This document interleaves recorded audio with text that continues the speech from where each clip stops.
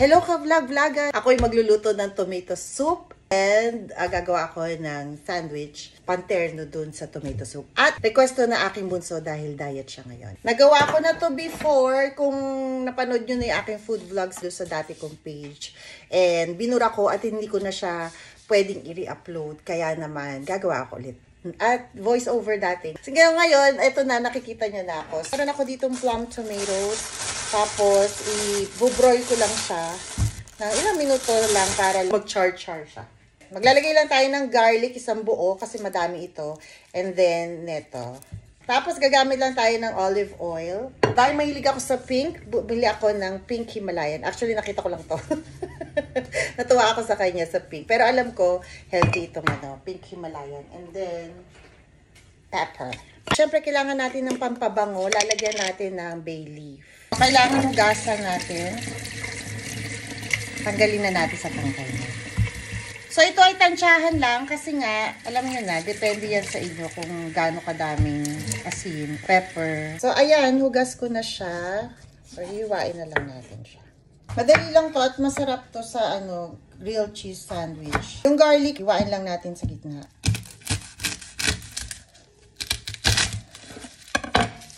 Yan. Ganyan siya. At syempre, kailangan may sibuyas. Yellow onion yung ginagamit nila, pero red lang meron ako dito sa bahay. Kaya pwede na yan. Rough chop lang natin.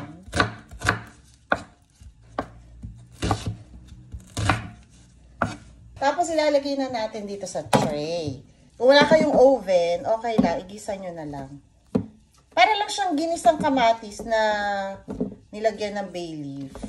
Or bay leaves. Tapos may basil, gano'n. Dinamihan ko na kasi paborito ito ni bunso.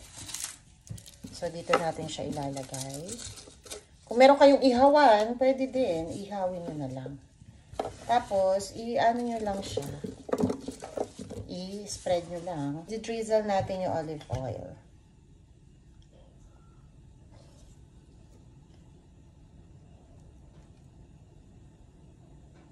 Lagyan din natin ng ground black pepper. And then, syempre, ang Himalayan salt. Kahit anong salt naman, pwede naman. Pwede din sea salt kung gusto niyo. Natuwa lang ako sa pagka-color pink ng lalagyan. So, yan. Okay na yan kasi titimplahan pa natin. So, ngayon, lagyan na siya. I-broil natin for 10 minutes. Kasi ang broil naman, more than 450 degrees yan. So, nasa 500 ata siya. So, mabilis lang to. So, i-check kung medyo nagcha-chart, na siya. Yung parang inihaw na siya.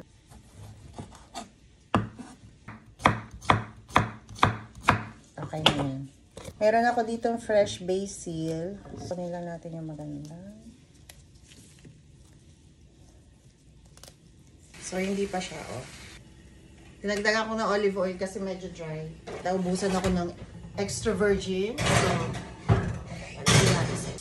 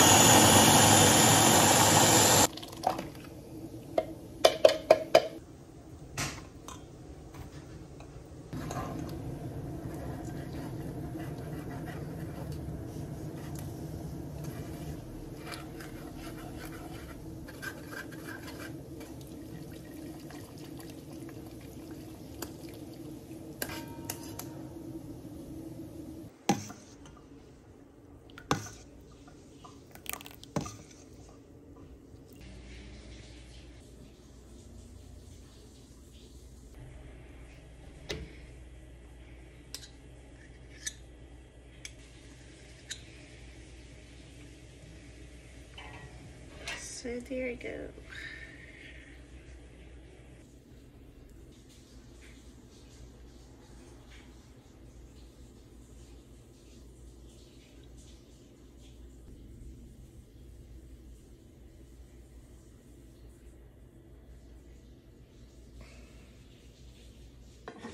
Kain! I-mix ko yan.